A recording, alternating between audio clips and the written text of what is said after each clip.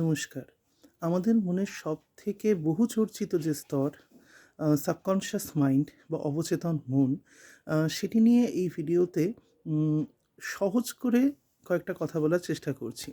অনেক সময় আমরা এই সাবকনশিয়াস মাইন্ড বা অবচেতন মনকে আ ভুলভাবে প্রয়োগ করে ফেলি। মানে কথার মধ্যে আ বলতে গিয়ে ভুল জায়গায় ভুলভাবে সাবকনশিয়াস মাইন্ডের রেফারেন্স টেনে আনি। উম তো আজকে সেইটা নিয়েই কিছু বলার চেষ্টা করছি যে এই সাবকনশিয়াস মাইন্ড কী? হ্যাঁ, এটা অবশ্যই একটা মহাসমুদ্রের মতো বিষয়। কিন্তু খুব সহজ করে সকলের বোঝার সুবিধার্থে চেষ্টা করছি।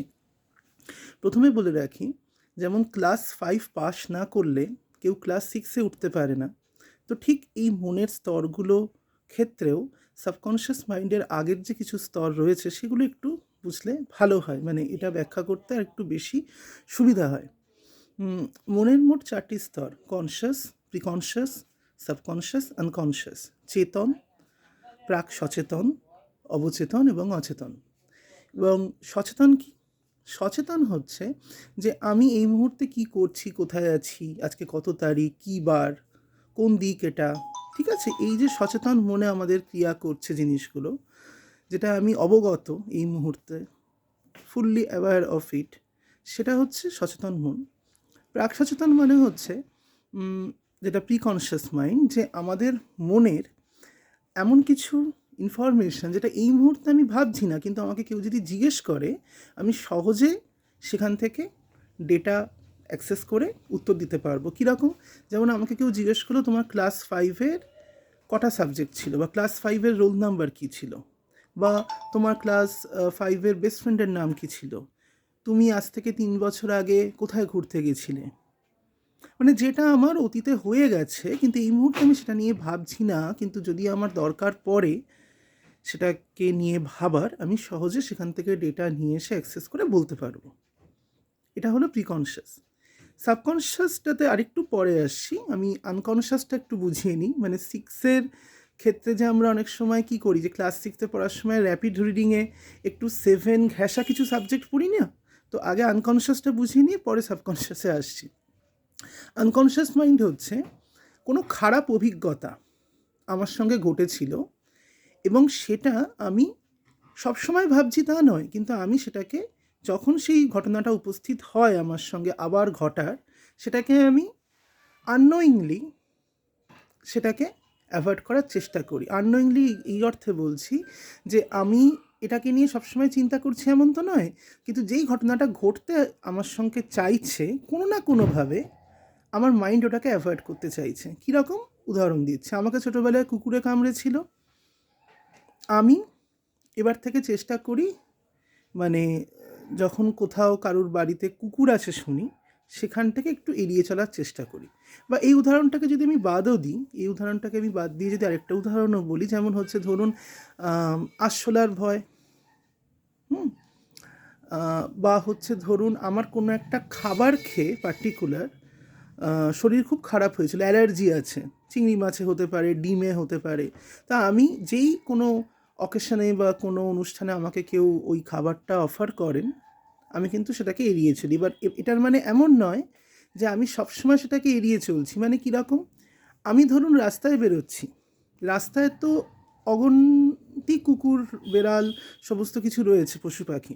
সেগুলো আনপ্রোটেক্টেড, মানে কেউ যদি কামড়ায় এসে, আমি কিন্তু কাউকে বলতে পারবো না যে এই ও ওর মালিক, তাহলে ও ছুটে আসবে। কিন্তু দেখুন, মজাটা দেখুন, আমি যখন কারুর বাড়িতে যাচ্ছি, যেখানে জানি যে আমি সেখানে ফুললি প্রোটেক্টেড এবং বাড়ির লোকেরাও জানেন যে এই ছেলেটি কুকুরে ভয় পায়, তো আমি সেখানে মানে ছেলেটিকে প্রোটেক্ট করার ব্যবস্থা নেব এবং আমারও পোষ্যটিকে সেভাবে রাখবো। কিন্তু সেখানে আমার ভয়টা বেশি করছে। রাস্তায় কিন্তু আমি রোজ বেরোচ্ছি, কুকুর, আরশোলা সেখানে রোজ কিন্তু ঘুরছে। আমার কিন্তু ভয় করছে না। আমি বাজারে ডিম দেখছি, আমি চিংড়ি মাছ দেখছি, ভয় পাচ্ছি না। খাবার টেবিলে দেখলে ভয় পাচ্ছি। মানে ব্যাপারটা অনেকটা এইরকম। আমি আমি জানি না কতটা মানে উদাহরণ দিয়ে সহজ করে বলতে পারছি। যেটা আমাদের কোনো ভয়ের উদ্রেকের সাথে জড়িত এবং যেটা মানে অচেতন মনে একটা কোনো খারাপ অভিজ্ঞতার সৃষ্টি করে ঘটিয়ে রেখেছে, সেটাকে আমি আর হতে দিতে চাই না। এবার সাবকনশিয়াস মাইন্ডের কথায় আসি, এটা প্রিকনশাস এবং আনকনশাসের একটা মধ্যবর্তী জায়গায় বলতে পারেন। কিন্তু এটার কি কাজ, কি ফাংশন? এটা হচ্ছে আমাদের মানে সারা জীবনব্যাপী যে ঘটনাবলী ঘটছে, তার সঙ্গে আমাদের কিছু অভ্যাস বা কিছু রিচুয়ালস, কিছু নিয়ম আমরা অজান্তেই প্র্যাকটিস করে ফেলছি, এবং সেটা আমি কাস্টমাইজ করতে পারি, নাও করতে পারি। কিন্তু যদি কাস্টমাইজ না করি, একই রকম অ্যাজ ইট ইজ রাখি, তাহলে সেটাই চলতে থাকবে। উদাহরণ দিয়ে বলে দিচ্ছি। যেমন হচ্ছে, ধরুন আমার ঘরের পার্টিকুলার একটা জায়গায়, ধরুন এখানে একটা ফটো আছে, বা আপনি দেখতে পাচ্ছেন ঘরের এই জায়গাটাতে এই ঘড়িটা রয়েছে, ঠিক আছে? এবার আমি এটা বিগত প্রায় 1 বছর ধরে এই জায়গাতেই ঘড়িটা রয়েছে। যেই ঘড়িটা কালকে আমি চেঞ্জ করে দেব, আমার চোখটা কিন্তু অটোমেটিক্যালি পরশুদিন ওই দিকেই যাবে, কারণ ওটা আমার প্র্যাকটিস হয়ে গেছে দেখতে দেখতে। এবার আমি এটাকে কাস্টমাইজ করব, অবভিয়াসলি, মানে ঘড়িটা এবার থেকে যেখানে রেখেছি সেদিকেই তাকাবো, ঠিক তো? তাহলে সেটা আমি কাস্টমাইজ করতে পারি। আর যদি এটা ভাবি যে না, আমি অভ্যাসটাকেই রাখবো, আমি ঘাড় ঘোরানোর প্র্যাকটিসটা এইদিকেই রাখবো, তাহলে ঘড়িটা আমাকে আবার এনে ওখানেই রাখতে হবে, ঠিক আছে? ঠিক একইভাবে মানুষ যেমন সাঁতার শিখলে ভোলে না, সাইকেল চালানো শিখলে ভোলে না, কেন? কারণ ওটাকে সে কাস্টমাইজ করতে হয় না। সাঁতার একবার শেখা হয়ে গেলে এমন তো নয় যে জল কালকে চেঞ্জ হয়ে গেল, বা সাইকেলে বসলে প্যাডেলটা হ্যান্ডেলের জায়গায় চলে আসলো, হ্যান্ডেলটা প্যাডেলের জায়গায়, আমাকে কাস্টমাইজ করতে হচ্ছে না। আমার প্র্যাকটিসটা অ্যাজ ইট ইজ থেকে গেল। তাহলে এটা আমার উপর, আমি অ্যাজ ইট ইজ রাখতেও পারি, নাও রাখতে পারি, ঠিক আছে? তো এই জিনিসটা হচ্ছে সাবকনশিয়াস থিঙ্কিং, সাবকনশিয়াস মাইন্ডের কাজ। এবার এইটার উপর বেস করে আমরা যে মানুষকে বলি যে সাবকনশিয়াস চিন্তাকে যদি আমরা পাল্টাতে পারি, থট প্রসেসটাকে চেঞ্জ করতে পারি, রেকটিফাই করতে পারি, তাহলে জীবনে অনেক উন্নতি করতে পারি, বা অনেক কিছু জিনিস আমরা ইজি করতে পারি। হ্যাঁ, অবভিয়াসলি করতে পারি। ঠিক এই উদাহরণটাই আপনি ধরুন, ঘড়ির ব্যাপারটা।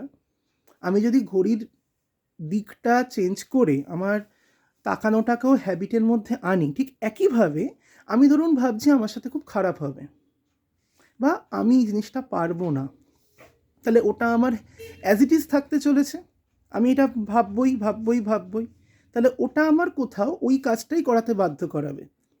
যেমন আমি যদি রোজ বিশ্বাস করি ঘড়িটা ওই দেওয়ালেই আছে, আমার ঘাড় অটোমেটিক ওইখানেই ঘুরবে।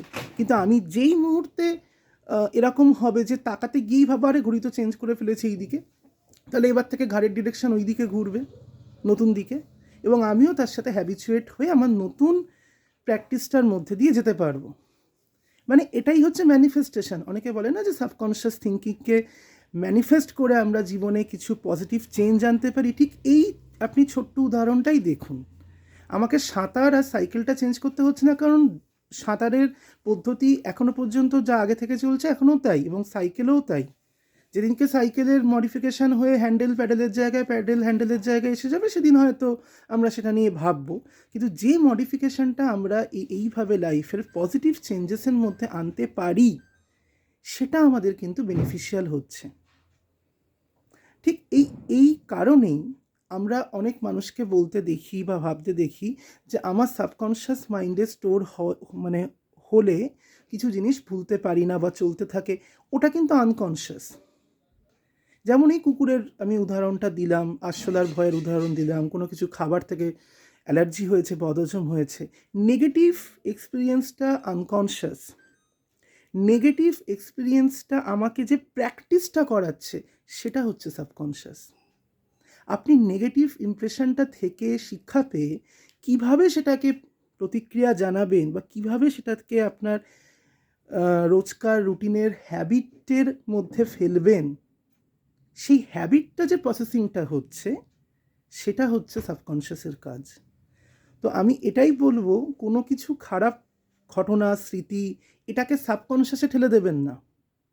তাহলে ব্যাপারটা কি হয়ে যাবে, আপনার ঘড়ি চেঞ্জ হয়ে গেছে অন্য দেওয়ালে, কিন্তু আপনার মন বলছে ঘড়ি ওখানেই আছে।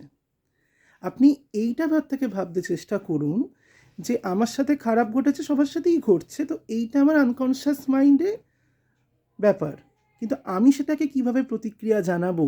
আমি যদি এবার থেকে ভাবতে আরম্ভ করি যে আমি রাস্তায় বেরোচ্ছি, এত কুকুর আনপ্রোটেক্টেড, ঠিক আছে, সেখানে আমি যদি ভয় না পাই, তাহলে যার বাড়ি যাচ্ছি, বন্ধুর বাড়ি, সেখানে তো সেই পোষ্যটি প্রোটেক্টেড, এবং তারাও জানে যে আমি ওই কুকুরটাকে দেখে ভয় পাবো, এবং তারাও রেডি যে ওকে বাঁচাবো।